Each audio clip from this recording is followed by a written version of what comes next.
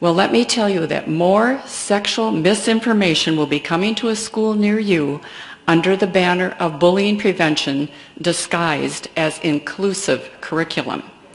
Governor Dayton's deceptively named Safe and Supportive Minnesota Schools Act, House File 826, contains language that will bring in classroom curriculum materials and training that is intended to shape the cultural attitudes of your children and grandchildren regarding human sexuality, and it will mold the political and moral views of your children.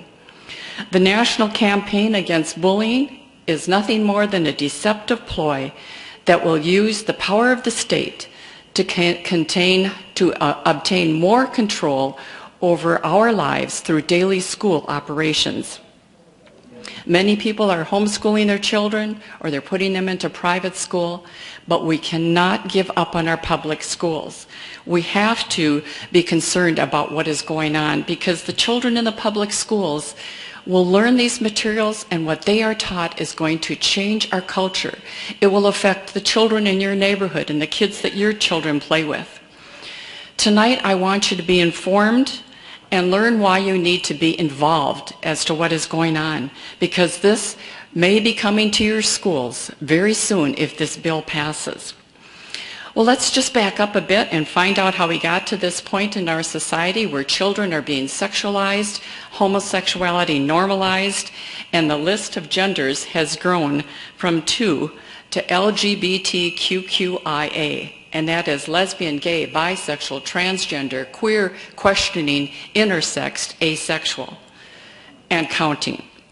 Contains language that will usher in another sexual revolution. Sexual anarchy, unrestricted sexuality to love whoever you want, polyamory, and it's going to force its acceptance on all of us. You see, a heavy hand is coming down from the federal government's Health and Human Services under the guise of bullying prevention.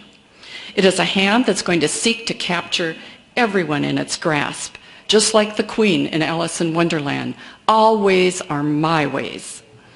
And we will have to conform to its cultural agenda on sexuality, gender, and family structure. The intent behind your bill is to use your tax dollars to revise all of the school curriculum and libraries to be inclusive. This means including LGBT history and images in social studies, literature, health education, history, until we have an inclusive curriculum in all subjects, K-12. Just imagine what this is going to cost. The Safe Schools Manual describes this ongoing process as queering the curriculum. This is the language they use. And at an age when most children don't even know or understand what sex is, they will be forced to endure radical sexual diversity propaganda beginning in kindergarten and every year thereafter. Sexual diversity is the primary focus of the Bullying Prevention and Safe Schools program. And they are using this in bullying prevention programs such as Amaze, Respect for All, and Welcoming Schools, which was piloted at Hale Elementary in Minneapolis. In these programs, young children are introduced to homosexual-themed stories that are considered developmentally appropriate for elementary children. Welcoming Schools, which is for kindergarten through 5th grade, was developed by the Human Rights Campaign, a radical gay activist organization. Schools and Amaze promote books for preschool and elementary children like Heather Has Two Mommies. And in this book, little children learn how a doctor can put sperm into a woman's vagina. Daddy's Roommate is for young children. They read this in kindergarten, 1st grade. And in here they have a drawing of 2 men in bed together. And it ends with a statement, being gay is just one more kind of love. These and other books are intended to condition children to accept homosexuality. What's interesting is they are produced by a publishing house, as you see written up there, Allison Publications. This publishing house caters to adults who desire sex with children. Do you see the danger here? And they have a whole line of pro-gay children's books that are called the Alice in Wonderland series. They're aimed at children between the ages of 2 and 8. The innocence of children is being destroyed in the classroom through curriculum materials that are deemed developmentally appropriate programmatic instruction. Remember, predators.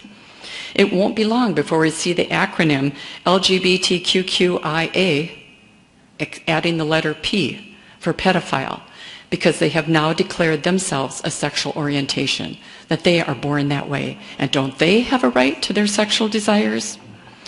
In our culture today, the sexual desires of adults are trumping the well-being of children. When HF 826 says schools will be encouraged to foster student collaborations, the governor's task force makes it clear that these are gay-straight alliances, homosexual clubs for kids. Foster means to promote, to help grow, to stimulate. In these clubs, questioning students are encouraged to experiment, to discover their sexual orientation. And students are trained to be political activists and to be lobbyists down at the Capitol for gay rights. Gay clubs are already in many middle schools and high schools. I bet they are in your district here too. They are in ours. And now they're looking to move these down into the elementary classrooms. Confidentiality is the rule, so then children become disconnected from their parents. The GSAs often connect kids with a gay drop-in center called District 202 down in Minneapolis. It's not a school district, it's just the name. Here boys, the young boys, are paired up with adult homosexuals to be their mentors. Any red flags here? This is endangering the lives of vulnerable children. These could be children in your neighborhood, in your schools. What are you willing to do?